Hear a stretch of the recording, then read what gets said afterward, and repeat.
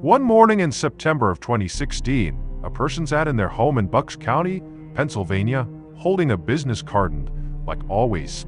Just the sight of it made their stomach twist into knots.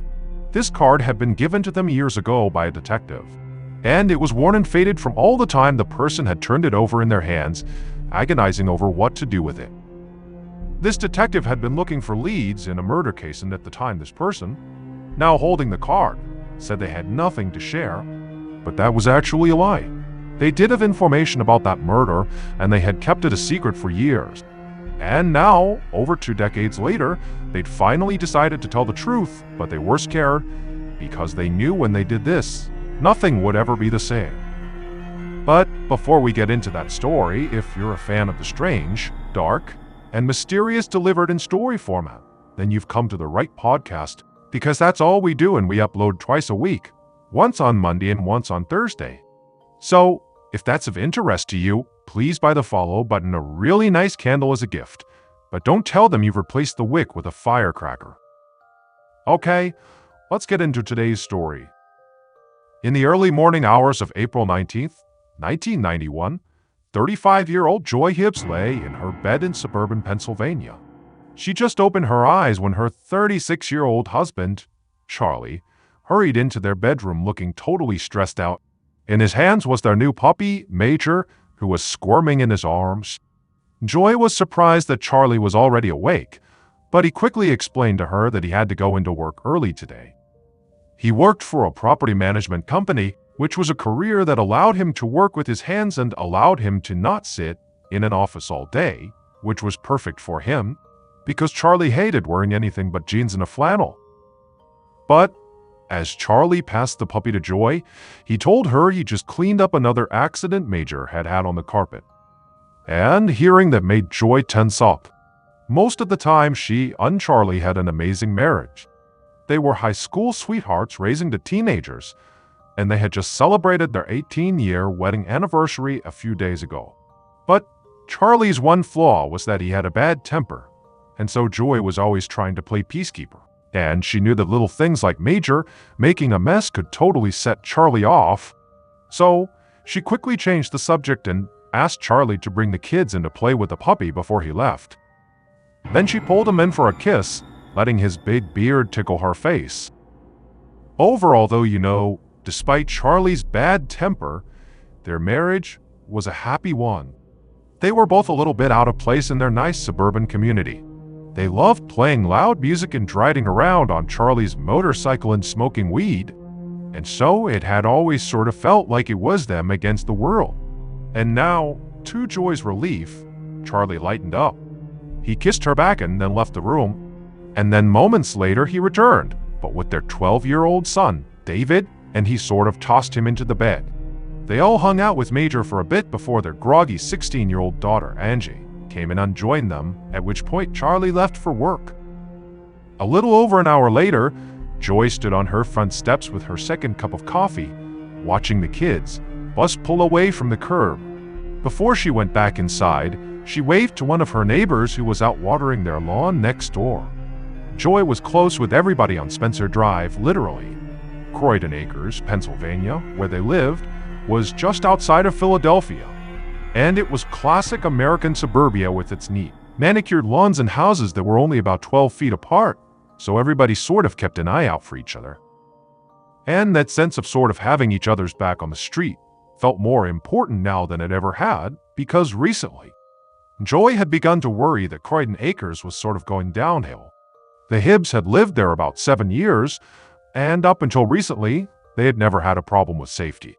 But in the last 2 months, their house had been vandalized multiple times, a brick was thrown through their window, someone slashed their car tires, and their back door was kicked in. It was unnerving, but she and Charlie had a theory about who it was: their daughter Angie's friends. Her daughter was close with a lot of kids in the neighborhood, and they were a sort of rambunctious and wild group. Angie insisted she didn't know anything about the vandalism, but Joy still wondered if maybe some high school drama had gotten out of hand. Joy went back inside to get changed and to have another cup of coffee before she headed out for the day. She worked as a medical assistant at a doctor's office, and on Fridays they didn't open until 2 till 2. 0 p.m., so she usually had the whole morning to run errands. But her son David had a half day today, which meant he'd be home early. So she needed to go get everything done sooner than normal so she could be home when he got back. After getting dressed and ready, Joy would spend the next few hours running around town, depositing her and Charlie's paychecks at the bank and then also grocery shopping. At around 11:00 a.m., she went home to take Major out for a walk. After she got back from that, she threw some laundry in, then sat on the couch and rolled a joint. This batch of weed was really good, way better than the one she had gotten a few weeks ago. That bag had been from one of their former neighbors, a man named Robert Akins, and it had been full of stems and seeds with basically no marijuana at all. It was so bad Joy had actually called Robert to ask for a refund, which really pissed him off. He'd actually begun screaming at her, which, she should have expected because she was friends with Robert's wife, April. And through that relationship, she knew Robert was a really angry guy. The Atkins used to live 2 doors down, that is until the bank foreclosed on their home. Now they were living about 15 minutes away. Now, Joy had not told her husband Charlie about the fight she'd gotten into over this bag of weed. She knew he would be furious if he heard Robert had yelled at her, and so she didn't want to start a war between their families. Just then, there was a loud knock on her front door which made Joy immediately sit up because she was not expecting anyone. And when she went to look out the window, she saw the last person she wanted to see while smoking pot, a reverend. She had no idea why he was there, but she ran to the bathroom to throw her joint in the toilet and waved a hand through the air to try to get rid of the smell before opening up the door. Moments later, Joy was sitting on her couch with Reverend Furio Orlando and another member of the Ben Salem Baptist Church. Joy had gone there with a co-worker 3 weeks ago on Easter, and she'd completely forgotten that she told the church she was interested in joining. But that was why the men were here now, to follow up and see if she had any questions. The Reverend spent the first few minutes of his visit just telling Joy about the congregation and the worship style. But then he surprised Joy by asking if she was sure she would go to heaven when she died. And this question gave Joy pause. Now, of course, she considered what might happen after she died. And she did believe in heaven, but the Reverend asked if she was sure she would get in. And honestly, she was not sure. Now, she was generally a happy and kind person and tried to be good to people. But recently, she'd begun to wonder if maybe she was missing some deeper spiritual meaning in her life. Reverend Orlando seemed to sense her stress and just took her hand and said they should pray. So the Reverend, Joy, and the other congregation member bowed their heads as the Reverend said a prayer, and while he did this, Joy found herself crying tears of relief. It was like somehow his prayer had made that sudden, unexpected wave of anxiety when she thought about whether she'd get into heaven. It just completely disappeared. She felt completely at peace. Joy walked the 2 men out of her home at 11. Zaro and told them she would see them in church on Sunday. She waved as they drove away, then she went back inside and closed the door. Then she would spend the next half hour or so folding some clothes, and then she went to David's room to put some of it away. And as she did this, she heard the back door open and thought it must be her son David. However, the footsteps that stomped through the house were definitely not her son's. They were heavy and forceful, and they were headed right towards her. About a half an hour later, around 1:10 p.m., Joy's son David got off the school bus in front of his house. And the first thing he saw once he got off was his mother's car in the driveway, which made him smile. It meant she had not left for work yet, so he could tell her the news. He just got his report card and he made the honor roll. And so David hustled towards the back door, but as he passed by the kitchen window, he suddenly froze. There was smoke pouring out of it, and it took him a second to process it. His house was on fire. He gasped and ran to the back door, and when he opened it, a ton of smoke and flame shot out, and so did Major the puppy. Ran straight from the house and out into the yard. In a blind panic, David yelled out for his mom, but he didn't hear anything back. All he could see was this wall of smoke and flames, and he knew he could not go in there safely. And so he turned and began running towards his neighbor's house, screaming for help. 10 minutes later, A firefighter ran towards the burning home on Spencer Drive with a team of firemen in their gear. He knew they needed to act fast. He had been told there could be someone still inside, and so paramedics were already at the scene and on standby in case there was. The team charged into the burning kitchen and doused the room with water. At the same time, the lead firefighter called out repeatedly to see if anybody was there, but there was no answer. As they continued to put out the flames, the lead firefighter saw why this accident likely happened in the first place. Someone clearly left all the stove burners on. The firefighter turned them off, and after the kitchen fire was out, they entered the hallway to extinguish the flames there too. Finally, they reached the last part of the house that was also on fire, which was a bedroom. They hosed down the flames, and as the smoke cleared, the firefighters noticed there was a long, charred shape on top of what used to be a bed. One of the firefighters realized what they were looking at which point he turned and left the burning building to go speak to the chief. They had just found a fatality. The next afternoon, Sam Wisniewski, a detective with the Bristol Township Police, stood in front of a half-burned-down home on Spencer Drive. The firefighters had come and gone, and the place was now swarming with crime scene techs and police officers. Until that morning, everyone had believed that this was an accidental fire with a casualty, a 35-year-old woman who had been identified as Joy Hibbs. But then, the medical examiner had conducted Joy's autopsy and, even though her body was clearly badly burned, it was also clear that her death was not caused by the fire. Joy had been murdered. She had stab wounds all over her chest, she had broken ribs, and she'd also been strangled. And there was no smoke in her lungs, which meant she died before the fire started. So Wisniewski was the lead investigator on what was now a homicide case, and he was already 24 hours behind. But he did have an early working theory, and that was, since multiple violent methods were used to kill Joy, the attack had to be emotional, unfrenzied. And in his experience, strangulation and stabbing were common in personal crimes since they required getting so close to the victim. And so what that told him was that Joy likely had a relationship with her killer. But proving that might be hard, since the case already had some pretty big problems. Not only was Wisniewski getting to the scene an entire day after Joy was found, but when he actually stepped inside the home, he could see the crime scene itself was completely contaminated. The firefighters obviously had not been focused on preserving evidence, and though parts of the house were untouched by fire, a lot of it was burned and then soaked and trampled all over. Wisniewski also knew he would not be able to see if this had been a robbery or not since, missing items could have also just been burned up. And so Wisniewski did an initial loop of the property to check the doors and windows, and he didn't see any signs of forced entry. So Joy either let her attacker in, or the door or a window had been unlocked. Then Wisniewski went to the bedroom where the body was found. He'd been told it was the son's room and that Joy had been lying face up on the bed. And when he got inside, he could see it was by far the most damaged part of the house, which must have been intentional. By this point, the firefighters had confirmed this was indeed arson. They had actually found for separate fires in different areas of the home. So Wisniewski guessed the killer must have set fire to Joy in this room first, since it was where most of the evidence of the crime would be.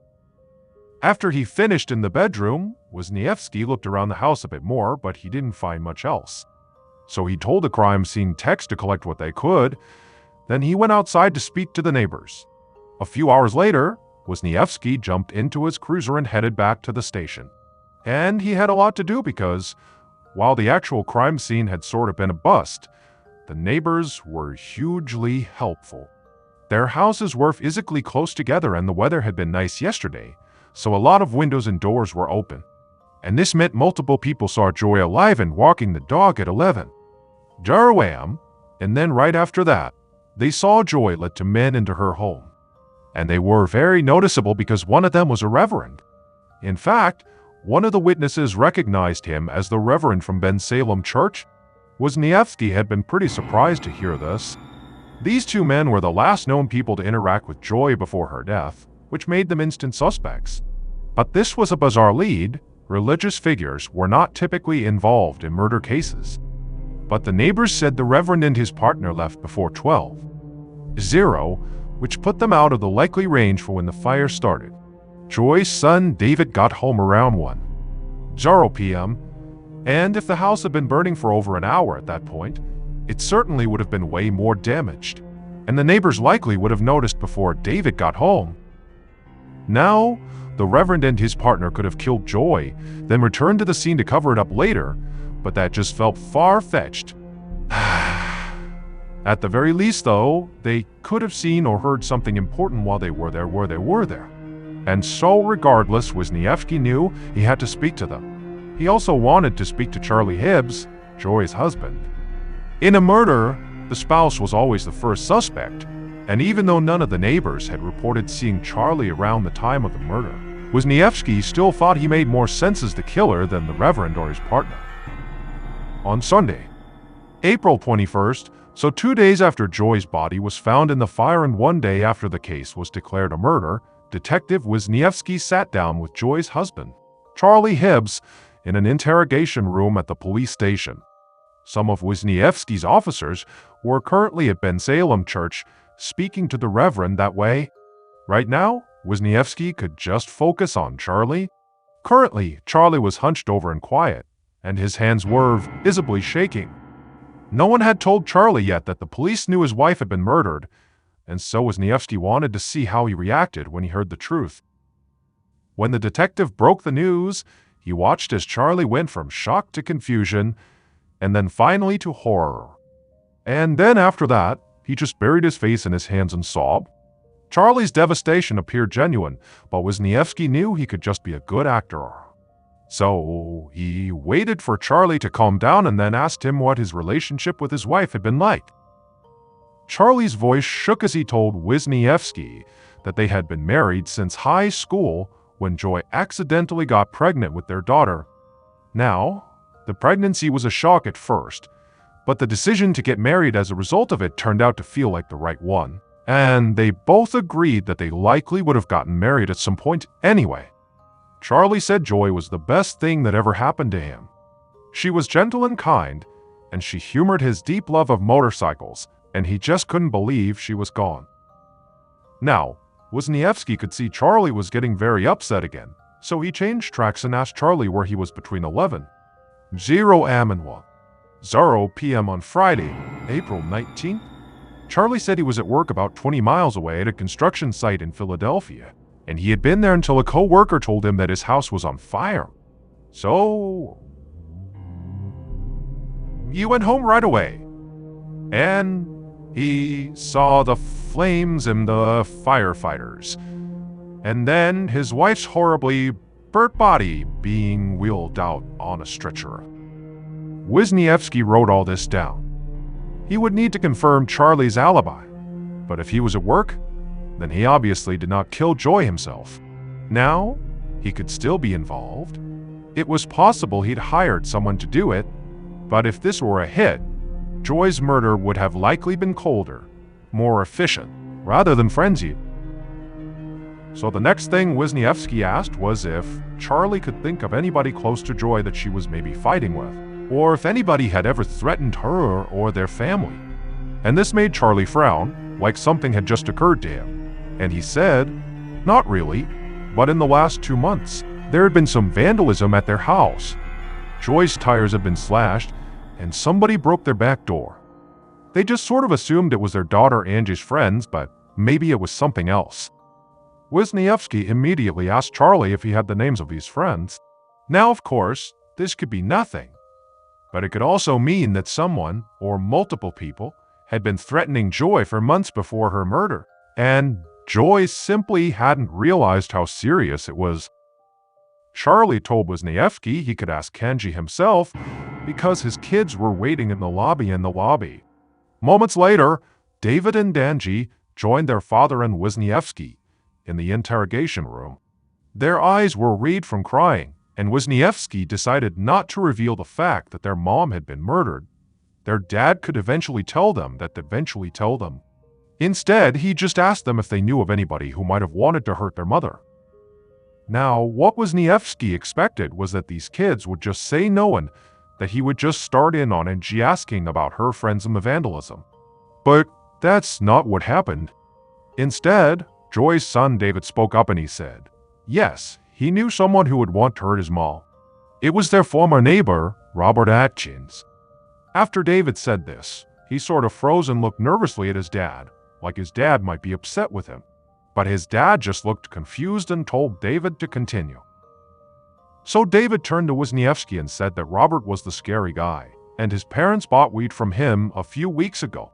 And he said he knew this because he actually overheard his mom on the phone with Robert asking for a refund, since apparently the weed had been so bad.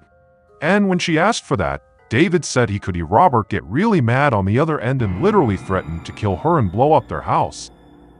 Wisniewski couldn't believe what he was hearing. Not only was Joy's life being threatened just before her murder, but it was over a drug deal. It was not what he expected out of somebody he'd assumed to just be a typical suburban mom. And if Charlie or Joy were frequent drug users, that could have put them in touch with a rough crowd. And so now, Wisniewski could kind of understand why David had been hesitant about what he just said. Back in 1991, marijuana was still very much illegal, and David probably did not want to get his parents in trouble. But Wisniewski didn't care about the drugs at all right now. He told David and Charlie that, the weed was not his priority. His priority was figuring out what happened. And so Wisniewski turned to the dad, Charlie, and asked him to tell him everything he knew about Robert Atkins. Charlie nodded and took a shaky breath, then he admitted they did buy some weed from Robert. It had been a crappy batch, and he had known Joy tried to return it, but he didn't know anything about the threats that followed. By the end of the interview, Wisniewski did still want to talk to Angie's friends, who heard Ad had suspected of vandalism. So he got their information from Angie. But far more pressing than that was tracking down and speaking to Robert Atkins. Later that evening, Wisniewski sat in his office drumming his fingers on his desk.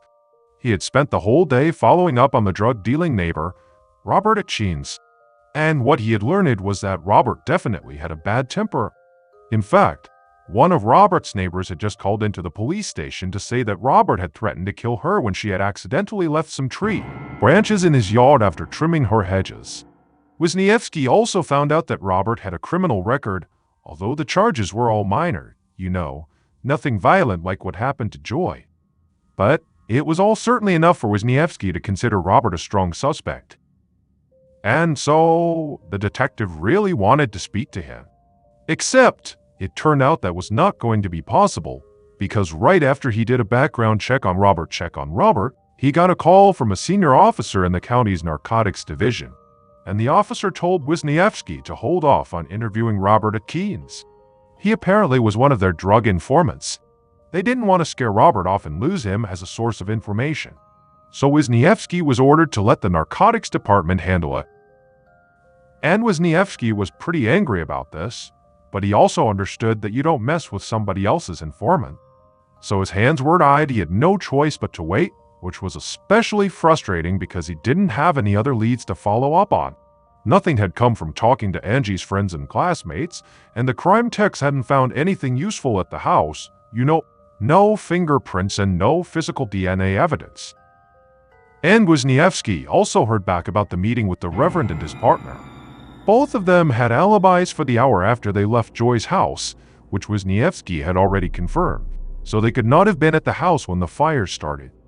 They also hadn't seen or heard anything strange when they were there, although the Reverend had said Joy seemed very troubled when he asked her about heaven.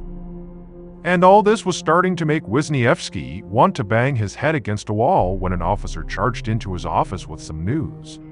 They'd interviewed some more neighbors, and two of them saw something else, a dark blue Monte Carlo parked in front of the Hibbs house between 12:30 and 1:00 p.m. on the day Joy died.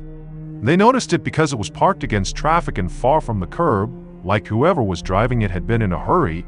No one took down its license plate though, which Wisniewski knew made things more difficult. Monte Carlos were really common cars in this area, and then more broadly, there were likely thousands of them driving around the whole state. But then the officer said they already checked their suspects, and the husband, Charlie Hibbs, did not own a blue Monte Carlo. However, the drug dealer Robert Atkins, the former neighbor, did. On April 24th, 5 days after Joy Hibbs was murdered, Detective Wisniewski sat in an office in the narcotics department with a few other officers.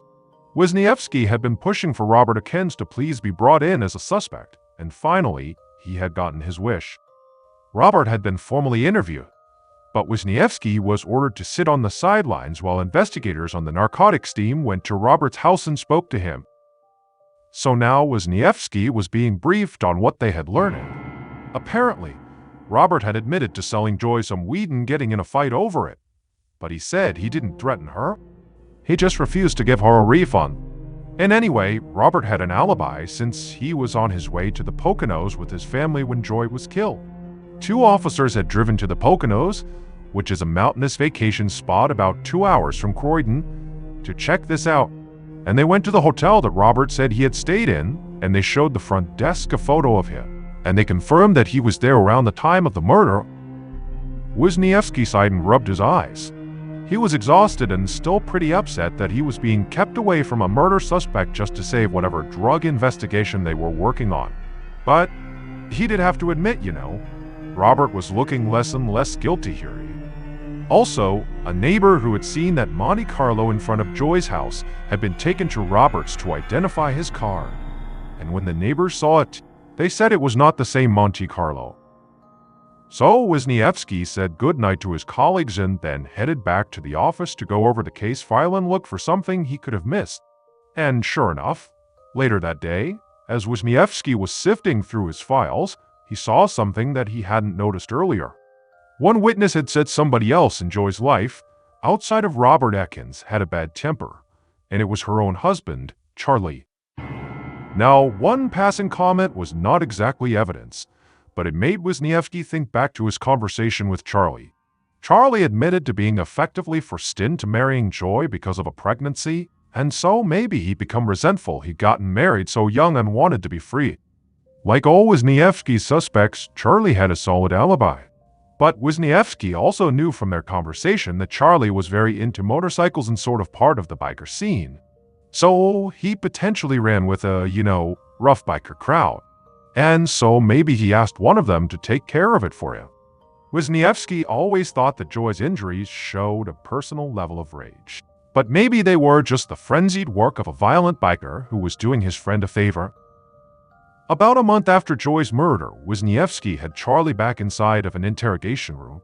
And Charlie clearly had not been sleeping because he had dark circles under his eyes and he seemed disoriented. But Wisniewski was not about to go easy on him because right now Charlie was his only suspect. And Wisniewski was ready to ask all the hard questions, like if either of them were having affairs or owed anyone money, or if he abused Joy. But when he asked outright, if Charlie had killed his wife, Charlie just broke down, shook his head, and sobbed. And when Wisniewski asked if he would take a polygraph, to his surprise, Charlie said yes and that he would take as many as they wanted. Over the next few weeks, Wisniewski repeatedly questioned Charlie, picked apart his alibi, and oversaw multiple polygraphs, but Charlie passed every single one. And even after speaking to his kids again, Angie and David, Wisniewski just could not find anything that directly connected Charlie to the actual crime. So Wisniewski kept looking for other suspects and conducted dozens and dozens of interviews. But after 3 months of investigating, it all sort of went nowhere. Wisniewski had cleared all of his suspects, and so, by the end of a year, the case went cold. 23 years later, on an afternoon in April of 2014, a detective named Michael Slaughter sat in a dusty evidence room sorting through a box labeled Joy Hibbs. The department had just ordered a complete review of all unsolved homicide cases, and Slaughter asked to take on Joy's. He'd heard about the case and couldn't believe that more people were not talking about it or pushing for it to get solved. After all, it was an innocent mother brutally attacked and murdered in her son's bedroom in this classic suburban neighborhood. Like, it was so tragic and so unusual. Wisniewski by this point was retired, so Slaughter was working this case as a true fresh slate. Right now, he was just gathering reports and documents, but he intended on re-interviewing as many witnesses and suspects from 1991 as he could. And as he got organized, he went over the 3 original suspects to see if he noticed anything odd in the 1991 investigation. that might have been missed. He agreed with Wisniewski's theory that Joy was killed in an emotional, frenzied crime, but he could see that the closest person to her, her husband Charlie Hibbs, had passed multiple polygraphs, had an alibi, and fully cooperated with the investigation. Now, it was true that he had had to marry Joy because of an accidental pregnancy, but they had continued to live together for 18 years and had another kid. So Slaughter really didn't think that was a strong motive. Then there was Robert Atkins, who threatened to kill Joy over a drug deal, but Robert Atkins seemed to make a lot of threats to his neighbors, most of whom did not end up dead. Plus, he had been 2 hours away at the time of the murder. It did bother Slaughter that the drug cops at the time had blocked Wisniewski from speaking to Robert, but a cheap weed deal didn't seem like a very good motive for a brutal murder. As for the Reverend and his friend, they were literally seen at Joy's house right before she was killed, which was obviously very suspicious. But other than the timing, they never made very good suspects. They had no motive, and both of them had alibis for the period of time when the fire likely started. Slaughter spent the next few weeks following up on leads and conducting interviews.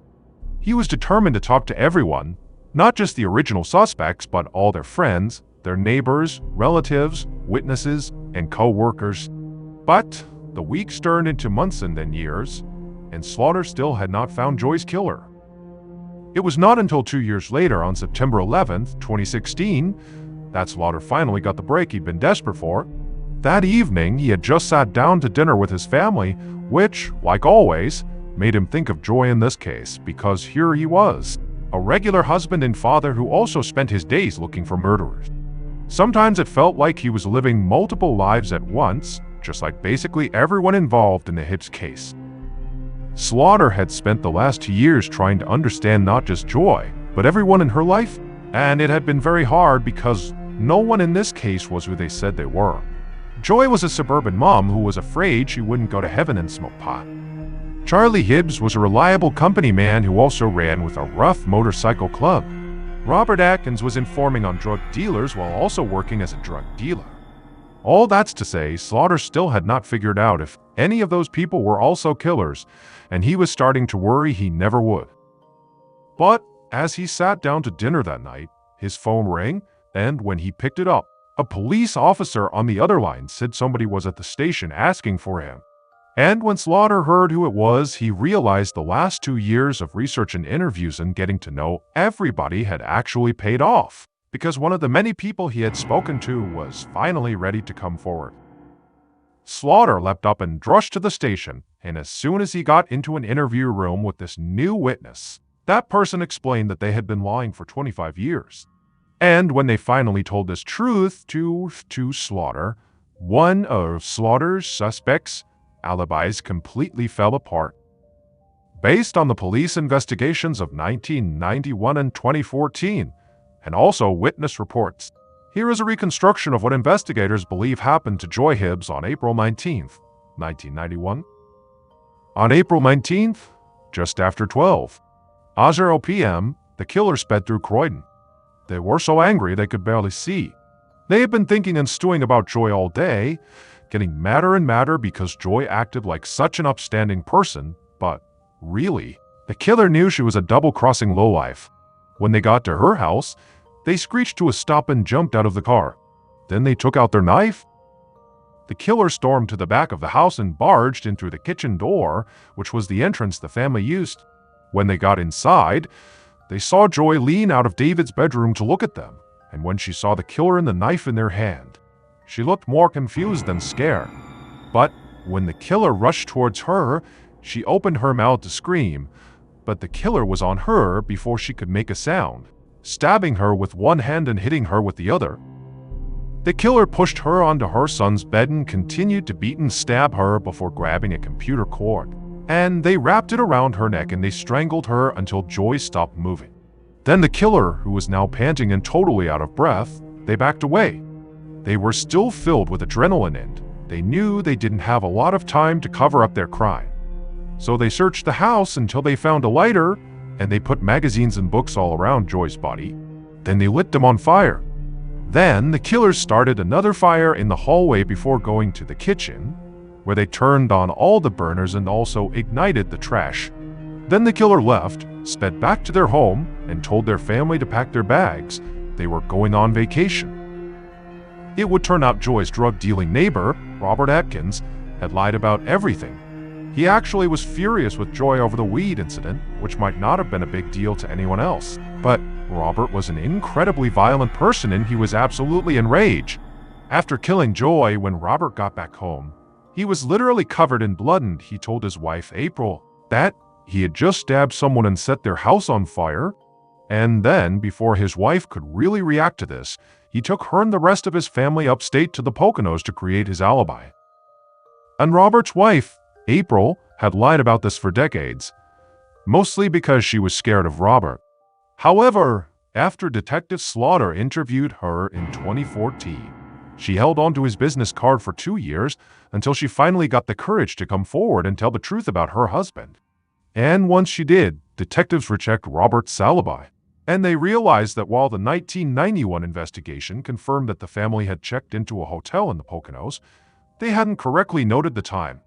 The hotel was about 2 hours away, and April and Robert did not sign the registry until almost 5:00 p.m. on the day Joy was killed, which meant Robert would have had plenty of time to murder Joy first. After coming forward in 2016, April had to work with detectives for years to gather up enough evidence to actually prosecute Robert. He was finally arrested in 2022, 31 years after killing Joy, and he was quickly convicted of murder and arson.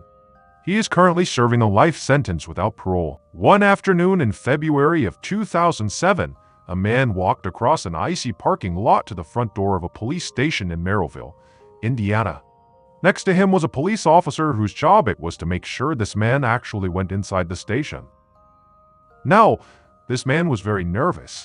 There was a warrant out for his arrest on a drug charge, and he'd been brought here to get questioned and then processed. But he hoped he'd actually get to leave again right away because he had critical information about this murder case from 4 years ago, and he intended on trading that information for his freedom. And he was sure this was going to work since what he knew was not just a tip, this was a bombshell. But before we get into today's story, if you're a fan of the strange, dark, and mysterious delivered in story format, then you've come to the right show, because that's all we do. So if that's of interest to you, please invite the follow button to the most expensive restaurant in town and have this amazing 5-star meal. But make sure you leave before the bill arrives. Okay, let's get into today's story. On the afternoon of April 17, 2003, 33-year-old John Parker Jr. sat at his desk in his office at J.J. Parker Industries in Merrillville, Indiana. He was looking over some paperwork and hoping he would get at least a few minutes without any interruptions to finish reading it, because in John's world, a few minutes were hard to find. John was the owner of J.J., which was a consulting company dedicated to training people to sell high-end vacuums. Now, vacuums were not glamorous, but his company was really successful, and running it was a lot of work. He was on his feet all day, managing about 25 employees and solving constant problems, and he usually did not get much quiet time to do things like paperwork. And even though John did complain about this, the truth was he actually loved being busy. He'd always been a very hard worker. He'd started in the vacuum business as a door-to-door salesman, and even though everyone told him there was no money in vacuums, he proved them wrong. He was so good at sales that he made his first $1 million by the time he was just 30 years old. And now he had a whole company that taught other people how to be great at it too. But now, as John tried to get through the paperwork, his desk phone rang. He sighed and he picked it up, and it was his wife, Judy. She told him that their daughter had left her homework in his office when she was there just the other day, and she asked him if he could bring it home with her. Now, John was about to tell his wife that this was now the second time she had reminded him about this homework, but he stopped himself because, right now, things were pretty good. You know, things between them were solid, and so he tried to remind himself that it was not worth messing that up. So, John and Judy had been married for 10 years, and she was his partner in life and in business. They had raised 4 kids together, and Judy was actually the second J in J.J. Parker Industries. John knew that to everyone else they looked like a happy, successful power couple, but the truth was much more complicated because about a year ago, Judy had an affair. And this had devastated John at the time, but he really wanted to give their marriage another shot. They had been living in Michigan at the time, and they agreed that moving the business to Merrillville, Indiana, where John was from, would be a good way to start fresh. And so far, they both felt like it had been the right call. The business was doing really well. Things were looking up, and most importantly, John and Judy were actually getting along.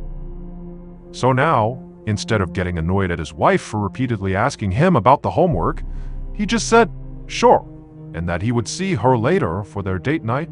As soon as John hung up with Judy, he heard a knock on the door, and his office manager, Barry Jones, charged in holding more files. Barry dropped them on John's desk and said sorry, but he needed a signature. It was for the final termination paperwork for an employee John fired whose name was Derek Hall. So a week earlier, John had made the very difficult decision to let Derek go. It wasn't personal. Derek just wasn't a good fit. He couldn't keep up with the sales quota, and John had really high standards for his employees. That's how he became a millionaire in the first place. But Derek somehow thought his firing was John's fault, and he'd actually showed up at JJ and made a scene in the parking lot, saying that John had shorted him hundreds of dollars on his last paycheck. And when John tried to defuse things, Derek had physically attacked him. The police had to be called, and they separated John and Derek before it got too ugly. And John had ended up paying Derek what he wanted since he just wanted the whole thing to be over, which was also why now he was immediately scribbling his signature on the termination paperwork and handing it back to Barry, because hopefully now he would just never have to see or speak to Derek ever again. After work around 6, John drove home, which was about 15 minutes away from the office. And when he got inside his house, he heard Judy call down from upstairs that she'd be ready soon, so he yelled back that there was no rush. And he meant it, and this was because just over an hour earlier, his older brother, David, had met him at the office and they'd gone to a buffet together. So John really wasn't hungry at all anymore. But dinner with Judy was definitely more about spending time together than actually eating, so he wasn't going to say anything about the late lunch. John made his way into the living room where his 4 kids were watching TV. It was his 17-year-old daughter, Christina, her 15-year-old brother, Daniel, and their 2 younger sisters. The older kids were going to babysit the younger ones tonight so that he and Judy could go out. But when John tried to make conversation with them, Christina and Daniel gave him the cold shoulder. Now, to any other parent, this could be interpreted perhaps as just typical teenage behavior, but to John it was more loaded than that. So, Christina and Daniel were actually his stepkids. John had been in their life since they were really little, and he considered himself to be their dad. And John had always tried to be very involved in things like coaching Daniel in baseball and going to school concerts and parent-teacher conferences. But his relationship with these kids had changed lately, and frankly, both of the kids had really begun acting out. Christina repeatedly threw parties at their house whenever he and Judy were gone, while Daniel was combative and hung out with a group of friends who were seemingly always in trouble with the law. And this had created a lot of conflict between them and John, because he was the one who tried to discipline them while Judy sort of always played the good cop. But John knew better than to try and force them to talk to him, so when he went in there, he just kept quiet, and they all watched the TV until Judy came downstairs and said she was ready to go. Hours later, just before 10:00 p.m., John and Judy left their dinner, got in the car, and drove back to John's office at J.J. Parker Industries, which was in an office park in a secluded area, and the 2 of them had had a really nice dinner. However, during their meal, Christina had called and wanted to know where that homework was that John was supposed to bring home.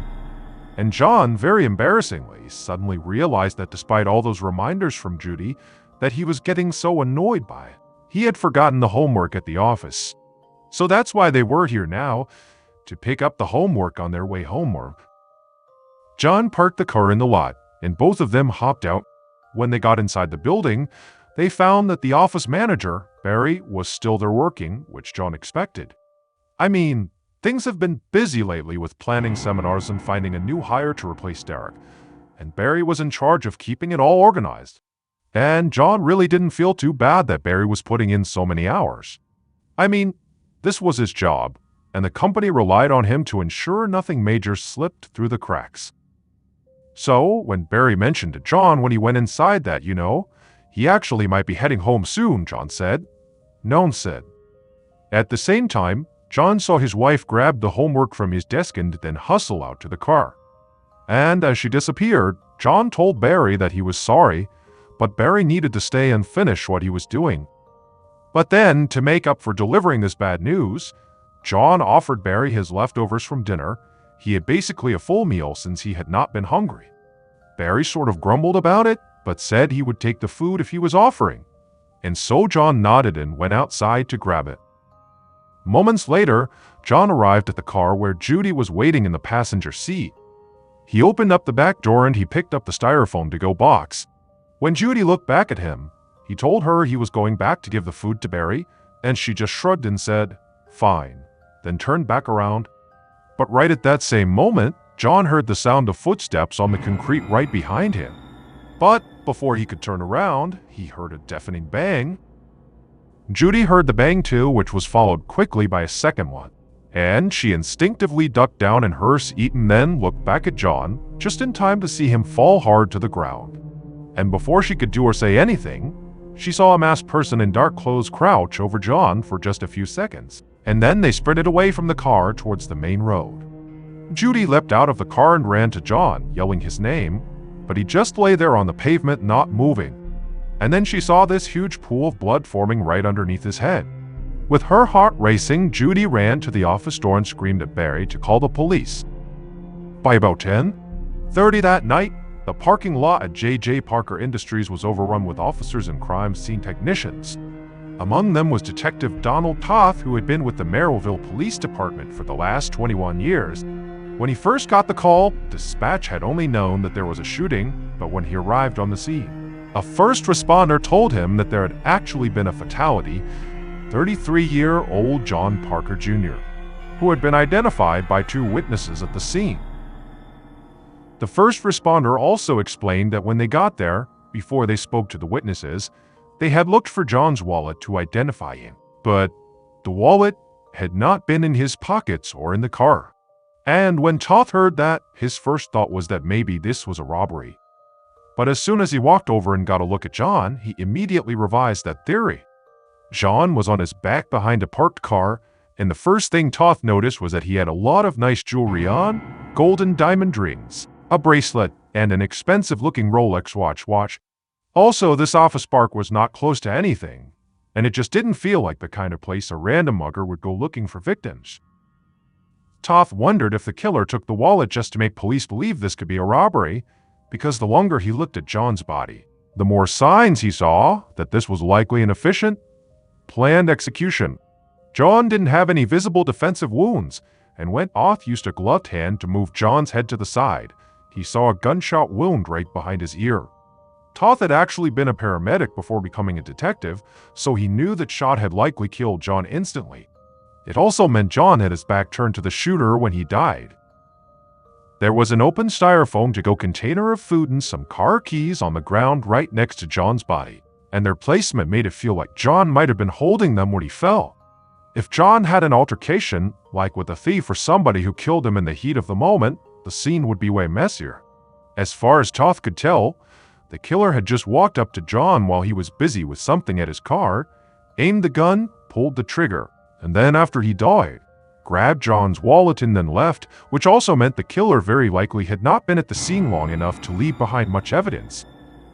All Toth saw were just 2 shell casings, and he doubted there would be footprints or DNA. And when Toth spoke to some of the other officers at the scene, he learned that they'd already done a sweep of the office park and they'd looked in dumpsters and bushes and on the roofs of all the buildings, but they hadn't found anything.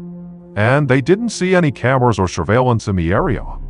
So, as Toth stood in the middle of the parking lot and watched his officers continue to search the scene, he realized he was the lead on a case with virtually no forensic evidence, which might have been daunting, but he did have at least 2 witnesses. About an hour later, Toth sat down across the table from John Parker's wife, Judy, inside of an interrogation room inside the Merrillville police station. he learned a few things about Judy already. She had been the one who told Barry to call the police, and she was with John when he was shot. He also knew that as the spouse of the murder victim, she was his best suspect. Now, Toth didn't really think Judy was the actual shooter, but considering how pristine the crime scene was, he knew it was possible this was a hit done by a professional, and Judy maybe could have hired them. But as Toth spoke to Judy, he started to waver on that theory. She couldn't stop crying, which made it hard for her to get her words out, and when she did speak, it was slow, like it was taking her a lot of effort to say anything at all. She did manage to give Toth a timeline how she and John had gone out to dinner for their date and then stopped over at the office after, since one of their daughters had left some homework there. She said the office manager, Barry, had been there, and that when she had gone back to the car, she knew that Barry and John were speaking, and then at some point John, he left the building and came out to get his dinner leftovers. And at that time, she had turned away from him, and then she heard these two loud shots. And then when she turned back around, she saw John fall, and then also there was this figure in dark clothes who was sort of bending down on top of John, and then they ran away. However, when Judy finished telling her story about what had happened that night, all the events that lead up to the shooting, something changed in her demeanor. The shakiness in her voice and all the grief that was sort of pouring out of her to this point, it vanished. And in its place, Judy became very hardened, and she looked right at Toth and she said, "You better find the person who did this and bring them to justice." And when Toth saw this, he almost got goosebumps from it because it was such a quick departure from what had been going on. And he thought to himself, either she is a great actress and this is all a big facade and she did it, or she was involved, or this is genuine. She's a grieving widow who doesn't know what to make of the fact that her husband has just been killed. At some point, Toth asked Judy if she could think of anybody who might have wanted to hurt John, and Judy appeared to think for a second, but eventually she just said no. She said that John was an incredible husband and father, and they had a great marriage that they had really worked hard on, and everybody at work respected him. But then something clearly occurred to Judy, because she frowned and said, actually, there was someone from work who didn't like John. His name was Derek, and John had fired him recently. And after the firing, Derek had come back to JJ and started a physical fight with John in the parking lot. When Toth heard that, he perked up.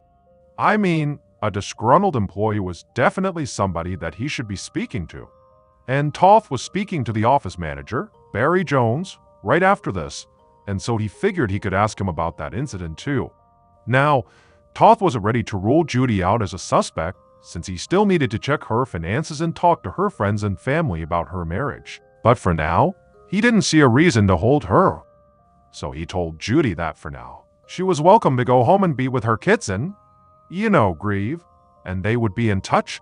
Then Toth got up and he left to go to another interrogation room where Barry was waiting. The following morning, Toth walked up a flight of porch steps. He was at the home of Derek Hall, the ex-employee of J.J. Parker Industries that John Parker had recently fired. Last night, Toth had spoken to John's office manager, Barry Jones, who had confirmed what John's wife, Judy, had said about Derek, that after he was fired, there had been this huge, ugly fight at the office between Derek and John, and Derek was the instigator. It was the only useful information Barry had given him, since he said, during the shooting, he had actually been in the bathroom and so he hadn't heard or seen anything until he heard Judy screaming for him.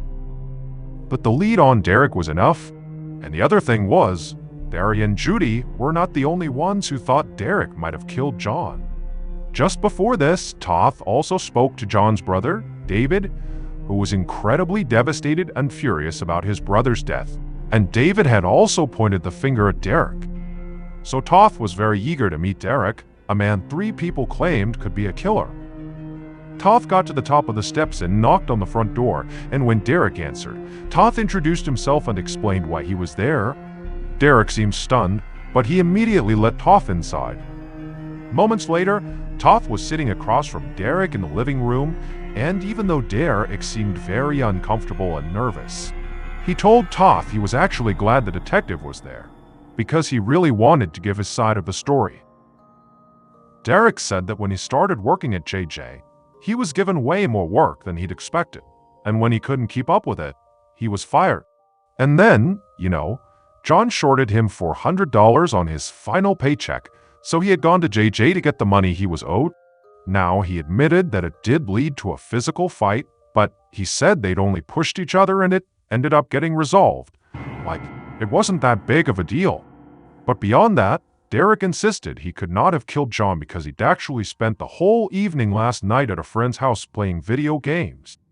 He gave Toth the friend's number and said, "Go ahead, call him. He'll confirm it." Toth tried not to look too disappointed as he took down this number, but if the alibi checked out, he could rule Derek out as a suspect. Now, it was possible that Derek had, actually taken a hit out on John, but to Toth, that seemed unlikely. If Derek was that upset over $400, it didn't seem likely that he would have the excess cash to pay anybody to go commit a murder. But as Toth left Derek's house and got back in his car, he decided the interview was not a total bust after all, because talking to Derek made him realize he needed to focus more on John's business life. According to John's brother David, John got rich young and built his company very quickly, and in Toth's experience, those kinds of people often stepped on others to get to the top. The next day, Toth walked down a hallway at the precinct towards an interrogation room. He had confirmed Derek's alibi with his friend, so he had to move on to other suspects for now, which was fine with Toth because he was about to sit down with his new prime suspect, who happened to be one of his former witnesses. It was John's office manager, Barry Jones. Yesterday, Toth had gone to the J.J. Parker Industries office and made it a point to speak to every single employee about John. And he found out that John was a great boss who pushed his employees, but he worked hard himself. The employees also said that Judy was an essential part of the company, and the Parkers as a duo were well respected in the world of vacuum sales. But office gossip also said their marriage was not exactly happy, and it was sort of common knowledge that Judy was having an affair with Barry Jones. A few employees had even caught them having sex at the office. Now, neither Barry nor Judy had mentioned this the first time Toth had spoken to them, so now Toth had no idea if anything they had said to him was true. Barry could have been lying about being in the bathroom and was actually, the shooter. Or he and Judy were maybe working together and they were both lying. Toth was leaning towards the second option because he had also found out that Judy was going to get a big payday from the death of her husband. She was the beneficiary of a $1 million life insurance policy, and aside from that, John's general estate was worth around $2 million. Maybe, he thought, she and Barry wanted to take John's money and run off together. So when Toth went into the interrogation room, he intended on essentially saying that the investigation was over. They caught Barry in a lie and they knew what he did. But when Toth sat down and confronted him, Barry did not act like somebody who was guilty and cornered. He was charismatic and confident, and he said the affair was total office gossip. He was just good friends with Judy and they worked together closely. Barry said he and Judy and John were like family. In fact, he said he was living with one of Judy's cousins from Texas. Now, Toth didn't really believe what Barry was saying, but even though he kept pressing him, Barry stuck to his story. And eventually Toth just had to let him go. Because without any evidence, it was just Barry and Judy's word against the employees. And even if they were having an affair, that was not enough to prove they also conspired to murder John. On Monday, April 21st, so for days after John's murder, Toth was at his desk reading the notes from Barry and Judy's interviews for what felt like the millionth time. He was still trying to find a concrete way to link Judy and Barry to John's murder before approaching Judy about it. But so far, other than the office rumors, he hadn't found anything. And he didn't really have any other leads, aside from learning that the shell casings found on the scene were from a .25 caliber gun, which was useful to know, but it wasn't going to help him with the suspect list. Toth leaned back in his chair and rubbed his eyes. He'd been full speed ahead on this case since Thursday night and he was exhausted. He was starting to consider maybe going home and getting some rest when he heard a light knock on his door. An officer poked his head in and told Toth there was somebody on line 3 with a tip, and it sounded like a good one. Toth picked up his phone, and the person on the other end of the line explained they were a police officer as well from a nearby town. And they said that they had heard about John Parker's murder on the news and realized they had some information. So, about 6 months earlier, this officer had been called to a local juvenile detention facility to take a report. The staff there had done a random search on their kids and found that two of them had a lot of cash, over $200. Having cash was against the rules, and when the kids were asked where they got it, they said it was payment for a hit on John Parker. Now, that stunned Toff, but not nearly as much as what the officer said next. These two kids said the person who had arranged this hit was a former high school classmate of theirs named Daniel Hicks. And Toff couldn't believe what he was hearing because Daniel Hicks was John's own 15-year-old stepson. Toff had really begun to think that this murder could be a professional hit, but it did not occur to him that this hit could be linked to family and also a child. Now, the officer on the phone explained that they really hadn't taken this very seriously at the time. So, no one had notified John's family or spoken to Daniel about it, which, Toff did not have to point out here. But this was a huge screw-up. But he wasn't focused on, the right and wrong of it. He was just focused on figuring out what happened. And so Toff got the names of these two kids with the cash from the officer. And when he hung up, he immediately sent some of his own officers to track these kids down. Then Toff put in a call to Judy. He needed to bring her son Daniel in for an interview, and since he was a minor, Judy was going to have to come to. Late that same night, actually after midnight, Toff was once again inside of an interrogation room with Judy, but this time, instead of answering questions herself, Judy was sitting at the back of the room watching while her son Daniel sat at the table with Toff and a few other detectives. Toff had spoken to Judy right before this, and she had seemed genuinely shocked to hear that her child apparently asked somebody to kill John. She told Toff there had to be a mistake here, and she was happy for police to speak to Daniel directly, because that would allow them to clear this all up. Toff had decided not to ask Judy about the affair with Barry at that moment because she was being very cooperative, letting them speak to her son, and he also just didn't want to upset her and have her change her mind. They also had not been able to find those two kids that Daniel supposedly hired, and so right now, Daniel was the only one he could speak to supposedly hired. And so now watching Daniel, Toff could see he was acting like a typical young person who was in trouble. He seemed nervous, and he was blinking a lot, and he kept rearranging his hands like he wasn't really sure what to do with them. And so, Toff decided his best approach was just to be direct. Maybe he could scare the truth out of Daniel. So, right off the bat, he told Daniel he knew about the murder for hire and he told him to explain himself. And to Toff's surprise, Daniel took a big breath and then said it was true. He had actually paid a friend some money he had saved from his allowance because he hated his stepdad. John was always on his case and yelling at him, and Daniel just wanted it to stop. But Daniel said he didn't want John to die. He was adamant that he had just asked his friends to, teach John a lesson and beat him up. Toff thought about this. It was possible that Daniel was telling the truth here and the two kids in the detention center either lied or had decided on their own to kill John. But that felt a little far-fetched, because why would these kids lie to get themselves in more trouble? Toff thought it was much more likely that Daniel was the one who was lying, and Toff was not about to let Daniel go anywhere until he found out for sure. So he told Daniel and Judy that he was sorry, but they were going to have to take Daniel into custody. Then Toff called some officers in to make the arrest, and as he left the room, he could hear Judy and Daniel sounding completely shocked behind him.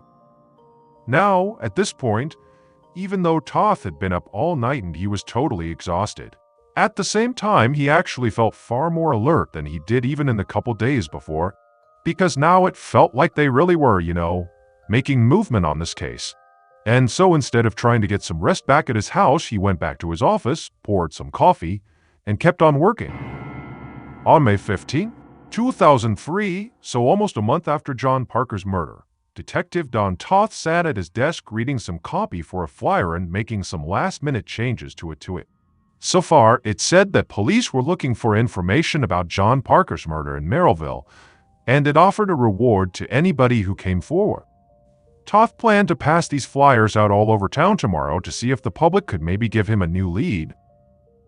It was sort of an act of desperation because while this case had seemed close a couple times to being wrapped up, just a few weeks ago, now it was pretty much dead. It had taken police a while, but they had finally found both of those kids from the detention center that Daniel apparently hired too. You know, rough up his dad, who ultimately apparently killed him. And the kids admitted to meeting with Daniel and accepting the money, but it turned out there was just no way they were actually the murderers. One of them had been thousands of miles away in Las Vegas when John was killed, and the other had been in detention at a juvenile facility. And so, since Toth could not prove the assassins Daniel hired had actually killed anyone, he'd had to let Daniel go. But that didn't mean Daniel was innocent here. Those two kids had said that Daniel did ask for John to be killed, not just beat up, so Daniel was lying about that. And Toth didn't think someone who wanted to kill his father had just stopped wanting to kill his dad all of a sudden. But since Toth knew Daniel was at home babysitting his younger siblings during the time of John's murder, Toth figured he'd likely gotten somebody else to do it. But Toth couldn't just keep talking to Daniel because Judy had gotten a lawyer, and they were now not letting Toth question the family members at all anymore, which was very frustrating since Toth wasn't done with Judy either. Out of everyone, she benefited the most from John's death because she was a beneficiary on his life insurance, and she was very likely having an affair with his office manager, Barry.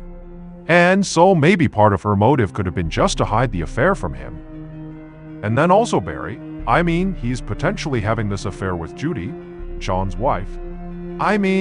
He might have a motive as well to get rid of John to just keep this thing a secret. Also, he definitely seemed to think that John was, a pretty tough boss, and so maybe he just had had enough and he was complicit or actively involved in getting rid of John. He was also at the scene of the crime right when it happened, and since there weren't any cameras, Toth couldn't actually confirm Barry's version of events. But at this point, Toth didn't have the evidence he needed to prove any of these suspects actually killed John or hired somebody to do it. And he also didn't have enough evidence to eliminate them and narrow down his pool further. Instead, Toth had just kept adding to it, because as of this week, he was also considering John's brother, David, as a person of interest. A few days ago, some officers had been called to Judy's house because John's brother, David, had stopped by her house and gotten into a verbal fight with the family. And this was not the first time this had happened. Apparently, David had gone over there and threatened the family before. One time he had even damaged their car. This kind of behavior could mean David was just lashing out because he was grieving, but it also could mean he was erratic and potentially violent.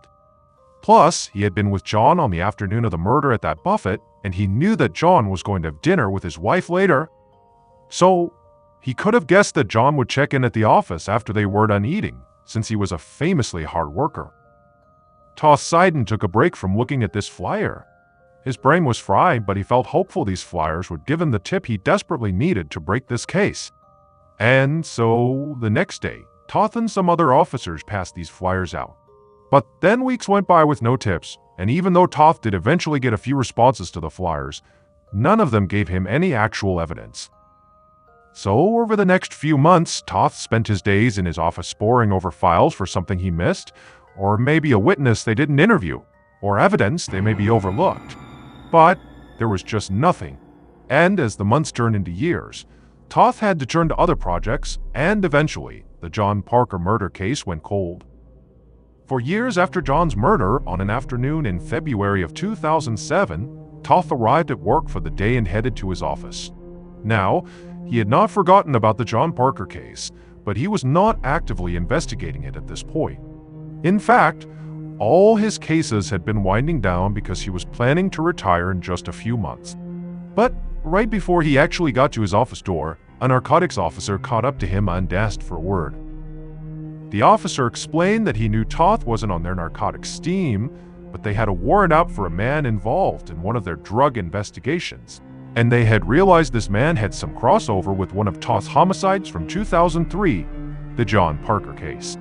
Toth stopped in his tracks and immediately told this officer to go get him an interview.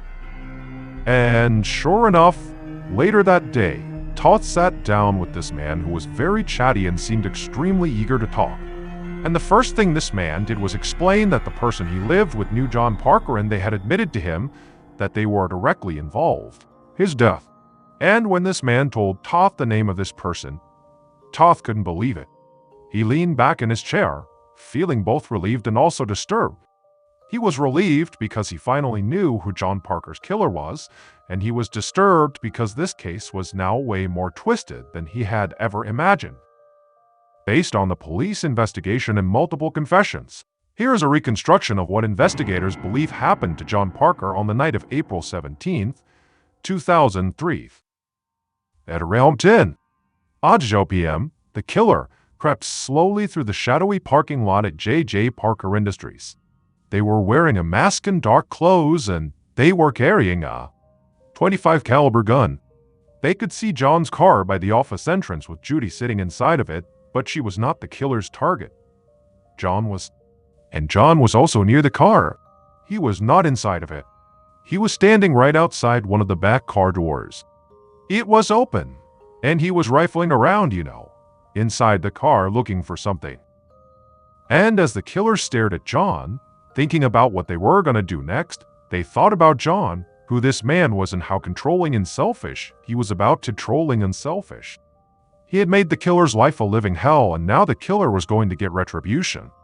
So while John continued to have his back turned, the killer silently walked up right behind him. They raised their gun, aimed at the back of his head, and they fired. And it was a direct hit that hit him right behind the ear. And John fell so fast that when the killer fired a second time, they just missed. Now, the killer had never murdered anyone before, so they were shocked by what they had just done. But they were kind of jostled back into reality when they heard John's wife, Judy, yelling out and screaming. And so, quick as can be, the killer grabbed John's wallet so the police would think this was maybe a robbery gone wrong, and then they turned and sprinted off into the night.